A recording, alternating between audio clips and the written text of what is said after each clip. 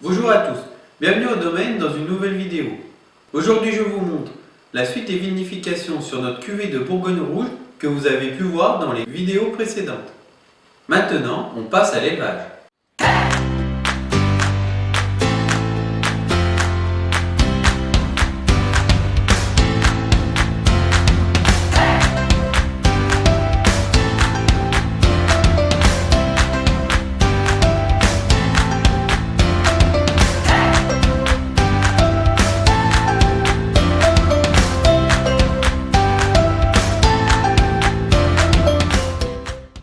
Les vinifications se sont terminées il y a quelques semaines, il est donc temps de passer à l'élevage.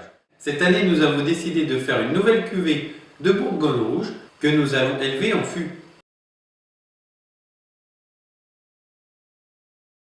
En rouge, nous avons la contrainte de ne pas pouvoir utiliser des fûts d'occasion, contrairement en blanc, pour la bonne raison qu'ils peuvent développer des arômes négatifs pour le vin. Donc en général, pour des rouges, on utiliserait des fûts neufs.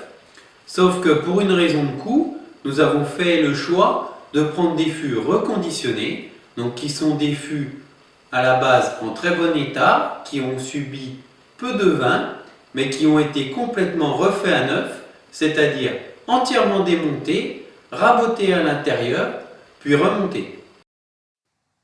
Autant vous dire que le matin où nous les avons reçus, c'était comme un deuxième Noël de déballer des beaux fûts neufs pour la première fois.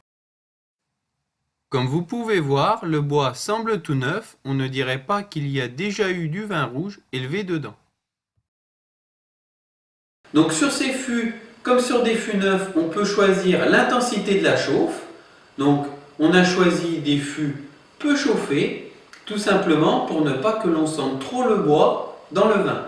Nous avons sélectionné la parcelle de Cras située sur la commune de Plotre, car c'est une parcelle avec un faible rendement que nous souhaitions valoriser, notamment avec sa concentration en arômes et sa jolie couleur. Nous passons cette cuvée en fût pour l'améliorer encore. Le vin est déjà riche de bons tanins, mais qui combineront avec les tanins du bois pour faire des tanins plus complexes et avec une complexité aromatique dans le vin. Aussi, l'avantage du bois, c'est qu'il permet une micro-oxygénation du vin qui lui donnera plus de gras. Et le troisième avantage, ce sont tous les arômes que peuvent apporter le bois dans nos vins, ce qu'on ne retrouve pas d'habitude. Donc c'est un premier essai, ça nous permettra de voir ce que ça donne pour peut-être le faire à plus grande échelle et de pouvoir vous proposer un vin différent de ce qu'on faisait jusqu'à présent. Avant la mise en fût, je procède à un rinçage. Contrairement à la vidéo précédente, le but n'est pas de faire gonfler le bois, puisque le tonnelier a déjà vérifié l'étanchéité. Suite à ce test d'étanchéité, les fûts avaient été sulfités par le tonnelier pour éviter que des bactéries ne se développent avec l'humidité contenue dans le fût.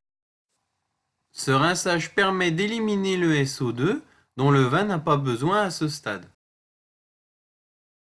Une fois les fûts en place, ils sont remplis avec le vin qui était contenu jusqu'à présent dans la cuve. Si vous avez eu le mal de mer pendant ce transfert, ne vous inquiétez pas, le vin lui se porte très bien. Le vin va rester en fût pendant environ 6 mois jusqu'à fin juin, date de notre embouteillage. Il sera alors assemblé avec l'autre moitié qui est restée en cuve dans le but de ne pas avoir un goût boisé trop prononcé. On refera sûrement le point avec vous, soit au cours de l'élevage, soit à la fin, pour voir la différence entre ce qui est resté en cuve et ce qui est en fût. J'espère que cette vidéo vous a plu. N'hésitez pas à poser vos questions en commentaire. À la prochaine au domaine.